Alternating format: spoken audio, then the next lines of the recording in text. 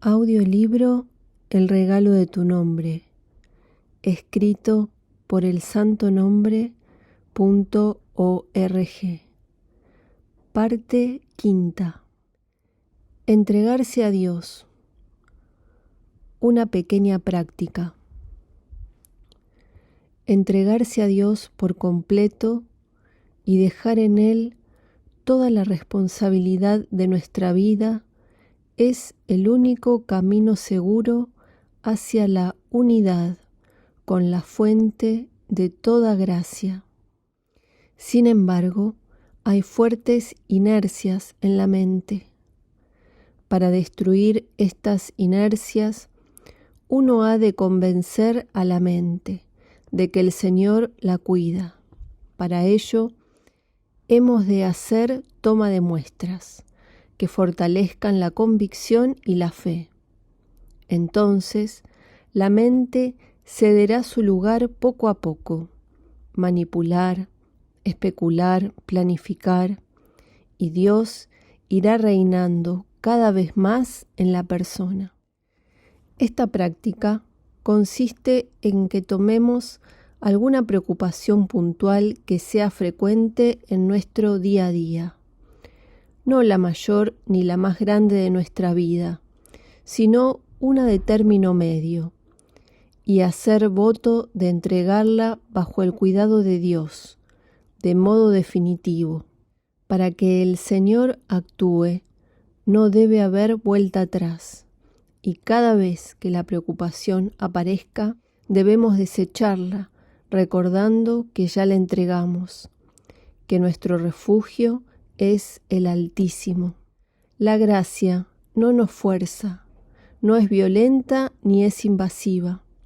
Por eso, si uno empieza a ocuparse y preocuparse del tema, Dios se hace a un lado y nos deja aprender de lo que ocurra. Abdicar el trono aparente. Más importante que los acontecimientos es la actitud que se asume ante los mismos. Esta afirmación, con palabras similares o matizadas, se ha dicho mucho aquí y en todas partes durante siglos. No obstante, interiorizar lo que implica no es fácil por la fuerza de la costumbre. ¿Qué costumbre? La de considerar nuestra vida interior como dependiente de las circunstancias. Incluso suena irrazonable decir que podemos permanecer ecuánimes cuando lo desfavorable se presenta en nuestra vida con cierta fuerza. Pero esta sólida tranquilidad del corazón ha sido y es el núcleo de la propuesta de los esicastas y uno de los propósitos fundantes de sus prácticas y ejercicios. Al principio se pasa por el dolor del reconocimiento de la dependencia, esa toma de conciencia de que no somos dueños de nosotros mismos. Se produce entonces el espanto de advertir un conjunto de mecanismos reactivos que van motivando lo que decimos, pensamos, sentimos y hacemos. Es difícil este momento interior, ya que suele trastocar lo que hemos creído acerca de nosotros mismos y va contra la corriente de lo que se entiende en general. Si aplicamos una perseverante autoobservación y si nos impulsa una apasionada búsqueda de la verdad, abdicamos el aparente trono de nuestro yo e iniciamos el camino del conocimiento de sí. Al principio se trata de ver, luego de aprender a no reaccionar, más tarde de comprender en esencia la raíz del comportamiento humano, y entonces comienza la desactivación de esos automatismos que nos hacen obrar el mal cuando queremos obrar el bien. La transformación profunda, metanoia, necesita de comprensión experiencial y de la gracia del Espíritu Santo. Lo primero requiere mirarnos con verdad y testificar los procesos que se van sucediendo en nosotros. Lo segundo necesita de la oración frecuente y ferviente, de un abrirnos sin temor a la influencia de la gracia que nos conducirá, probablemente, a donde no imaginamos. La vida humana es un camino de aprendizaje que nos lleva a reconocernos hijos de Dios, y esto implica mucho más de lo que puede suponerse cuando se lo aborda solo desde lo que es mental o conceptual. La vida humana es también peregrinación hacia el santuario, que es interior y también exterior. Es que hemos de asumir que la resurrección ha necesitado antes de la cruz y que es preciso morir a nosotros mismos, al que siempre hemos creído ser. Instrumentos de comunión. Es muy habitual que de pronto nos encontremos fuera de nosotros mismos, algo exteriorizados, alejados de la percepción de la divina presencia o con una sensación de soledad, como si Dios fuera un extraño inaccesible, alguien lejano, desvinculado de nuestro cotidiano. En esos momentos solemos caer en el olvido de lo importante. Nos toma la preocupación por esto o aquello y la inquietud es el saldo resultante.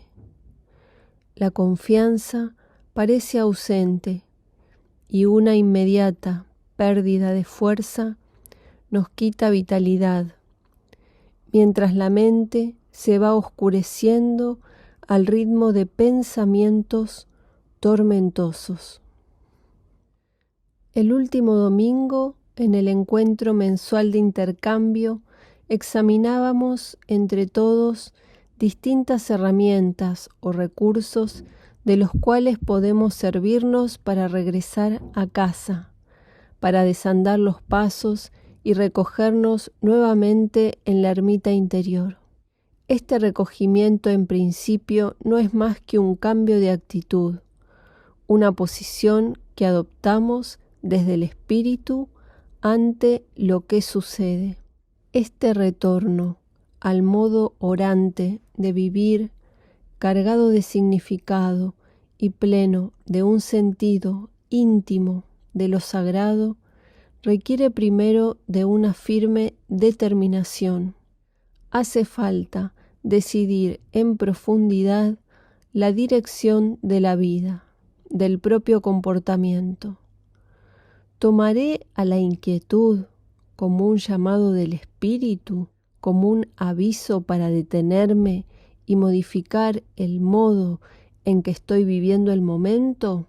¿O apenas sienta el desasosiego, saldré disparado hacia afuera de mí, buscando el cambio de esta o aquella situación? Cuando nos quedamos a vivir en la paz del corazón, muchas veces descubrimos que no hay nada que cambiar en las situaciones, o que esos cambios son mucho más sencillos de realizar de lo que suponíamos.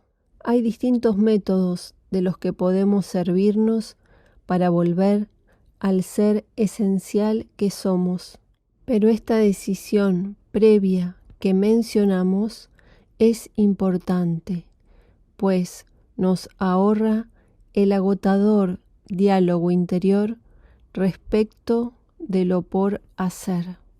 ¿Qué hacer? ya lo sabemos. Solo volver al sagrario que se encuentra en lo profundo del alma.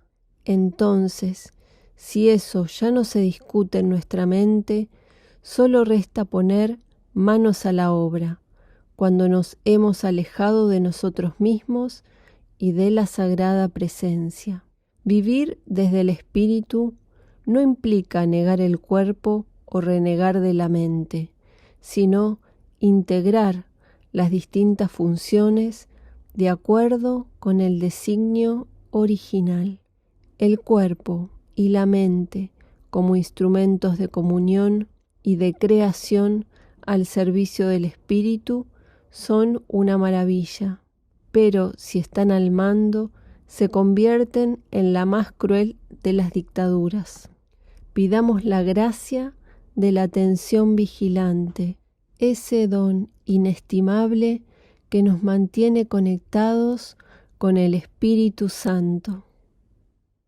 El llamado de lo esencial.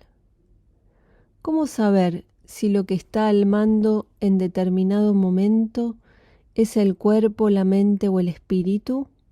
Hay criterios muy claros que pueden servirnos para caer en cuenta.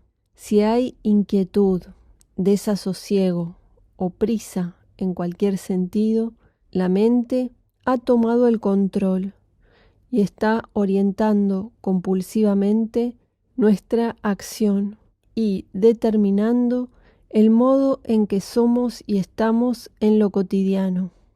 La gula, la pereza o inversamente la agitación motriz y los deseos exacerbados de cualquier tipo nos muestran la predominancia del cuerpo como regente. Esto es simplemente un modo de dividir los síntomas para mejor comprender. En verdad, cuerpo y mente forman un mismo organismo o estructura. Son interdependientes y la acción de una parte se puede advertir en la otra con claridad. Cuando el espíritu está al mando, nos damos cuenta de lo que el cuerpo necesita en cada momento, y esta atención impide que lleguemos al punto en donde nos toma la compulsión. Nos anticipamos, por así decir, ordenando las fuerzas según lo que convenga a la situación presente. Cuando estamos desde el espíritu, la mente se muestra muy sosegada. Los pensamientos se hacen funcionales a lo que estamos realizando y la oración se escucha con más facilidad. Nos damos cuenta de que estar en los pensamientos es forzado y que permanecer silentes es más fácil y dichoso. Esto suele dejar un vacío de pensamientos pleno de sentido que predispone a la plegaria y nos abre a la inspiración ocasional del Espíritu Santo. En general, una respiración agitada nos muestra la agitación de la mente. Un cuerpo inquieto que no puede quedarse tranquilo, lo mismo. Esto no debe mortificarnos, sino servirnos para atender y descubrir cómo nos condicionan los automatismos. Es decir, todo eso que se hace a pesar de nuestra voluntad. Si hay preocupación mental y tensión física, es porque el espíritu dormita aletargado por los hábitos automáticos, sometido por las múltiples inercias. En términos de la filocalía, diríamos que nos esclavizan las pasiones. Esto de las pasiones en el sentido etimológico de padecer, de patos, de aquello que se sufre. También cuando vemos que nos guía la vana curiosidad, esa que no se justifica en la acción que desempeñamos, o cuando vemos que andamos deseando muchos estímulos o cuando nos sentimos aburridos y deseosos de novedades, podemos estar seguros de que estamos descentrados de nosotros mismos. Igual cuando actuamos para el resultado y no poniendo el acento en la impecabilidad de la acción misma. En el campo de las relaciones humanas, cuando nos cuesta escuchar al otro porque queremos hablar nosotros, o cuando nos sentimos proclives a juzgar y a criticar, se nos muestra clara la acción de lo mental y lo corporal en desmedro de la impronta espiritual. Todo tiene sus grises y admite matices. Sin embargo, ahí tenemos unos pocos criterios que nos quitan confusión y nos enfocan mejor. Tengamos en cuenta que cuando nos hacemos la pregunta, ¿estoy actuando desde el espíritu o me estoy dejando llevar por la inquietud? Es nuestra esencia tocándonos el hombro para llamarnos a la atención. Es la voz de la gracia que nos llama a la cordura, al alineamiento con la voluntad de Dios, a restablecer esa condición original cuya naturaleza es pacíficamente activa y suavemente dichosa. El regalo de tu nombre. Dejar el cuerpo quieto, desatender los pensamientos y llevar la atención a la calidez del propio corazón, buscando encontrar allí la alegría de una paz inalterable. Volver una y otra vez al centro, siguiendo el rastro de lo sagrado hasta encontrar la ermita interior.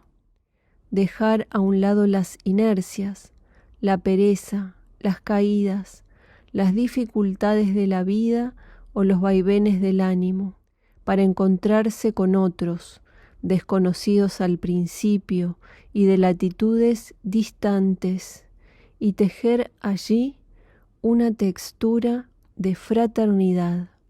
Es algo extraordinario y misterioso.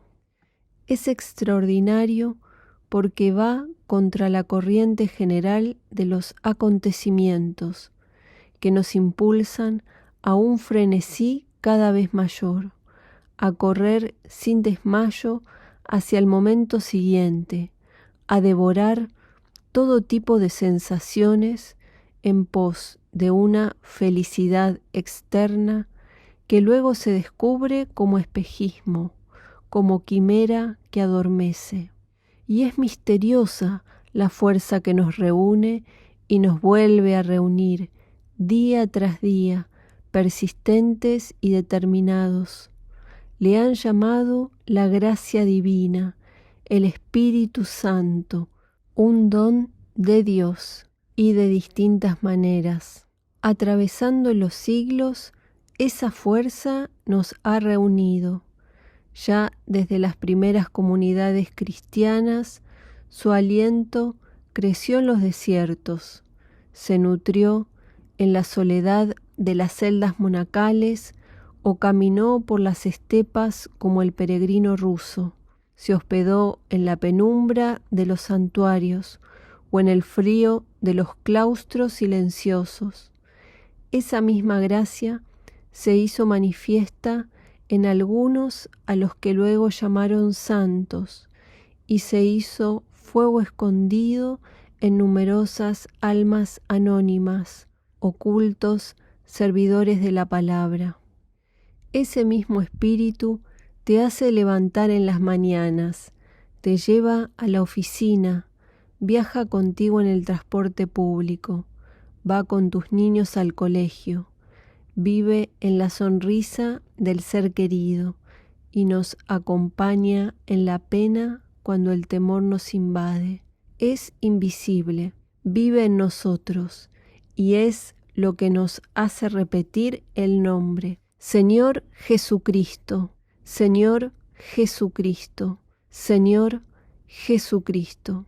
Se escucha aquí y allá y donde quiera que atiendas con actitud silente.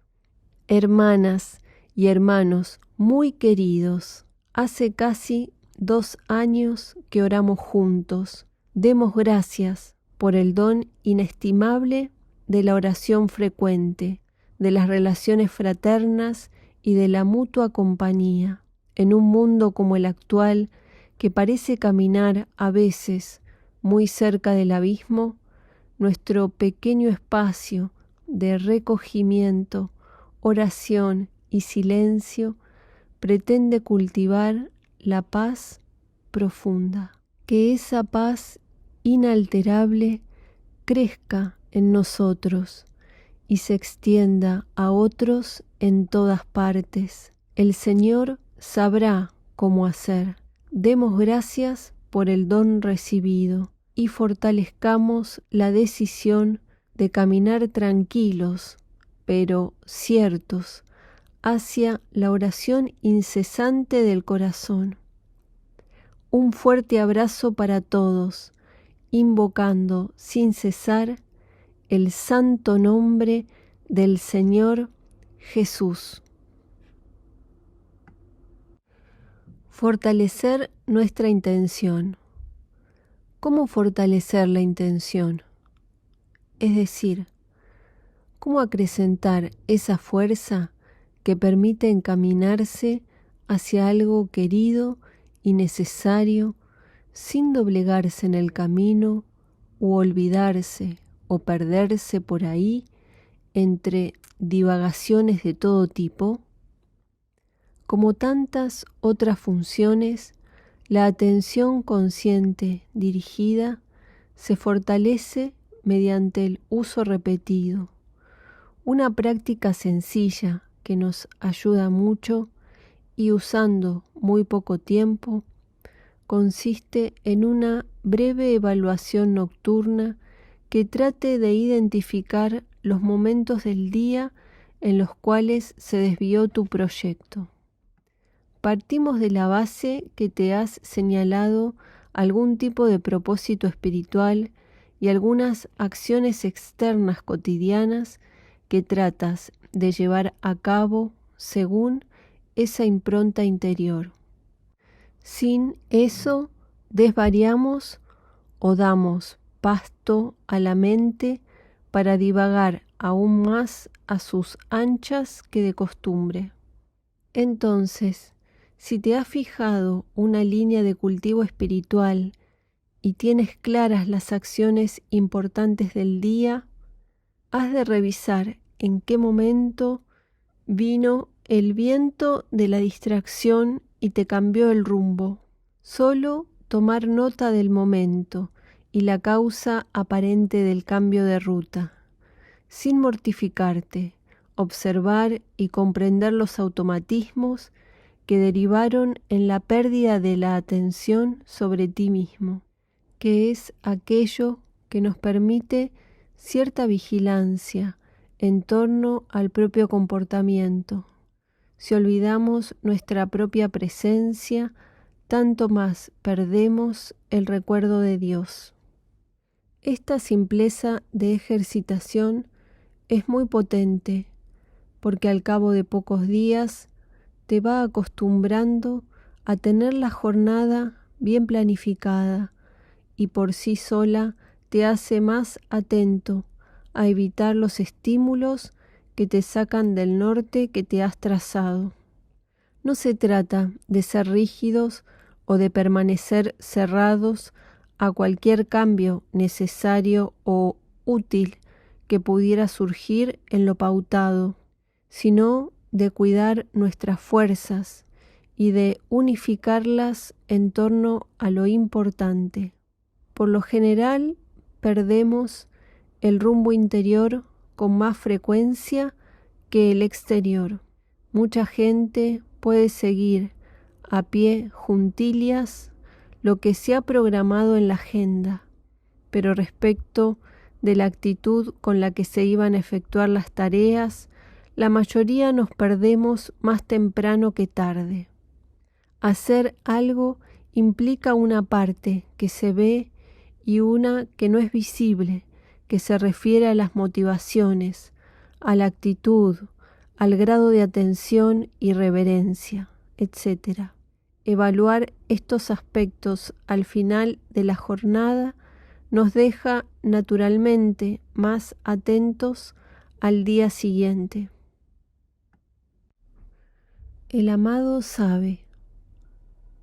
Cuando la oración de Jesús se ha hecho frecuente en los distintos momentos del día, se aposenta como un fondo constante, se forma como una textura de calma en la cual podemos descansar, con independencia del tipo de actividad a la que nos convoca el momento. ¿Qué se necesita?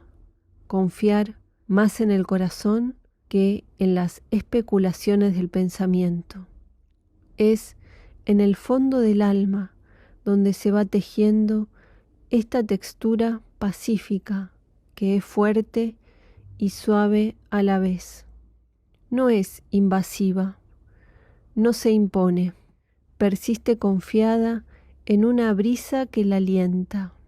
Las distintas situaciones nos requieren y piden respuestas diversas.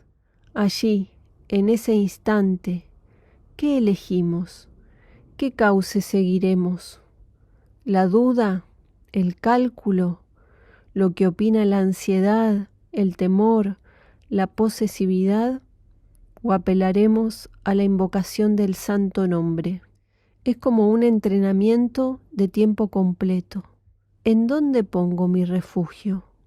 Como el salmista, digamos, he puesto mi refugio en el muy alto, mi amparo junto al Altísimo. Bien afirmados y confiados en la providencia divina, nuestras fuerzas se regeneran, las potencias y talentos cobran sentido, las acciones que ejecutamos se armonizan con esa música secreta, con el latido del Espíritu en nosotros. ¿Qué hace latir al corazón? ¿Qué misterioso arcano regula la respiración? ¿Cómo vienen a mantenerse los planetas en sus órbitas? ¿Qué hebra luminosa modela las galaxias? Esa misma fuerza misteriosa impulsa a la hormiga temblorosa que, llevando una hoja gigante, se tambalea en un rincón de tu patio. ¿Dónde descansa el espacio? ¿Cómo es que transcurre el tiempo? ¿Qué magistral director concierta la sinfonía entre la abeja, el polen y la flor? Vientos repentinos, nubes glamorosas, innumerables matices de verde bañados de un sol opulento, y por allí y más allá, en todas partes, la gente. Oh, sí, la gente. El mismo universo se extiende al interior de sus pupilas. Enigmática estirpe, colosal criatura, verbos encarnados de memoria frágil. Hemos olvidado que somos hijos y quién es nuestro Padre. Dejemos a un lado las preocupaciones. El amado sabe. Es su nombre, el que escuchamos apenas nos callamos.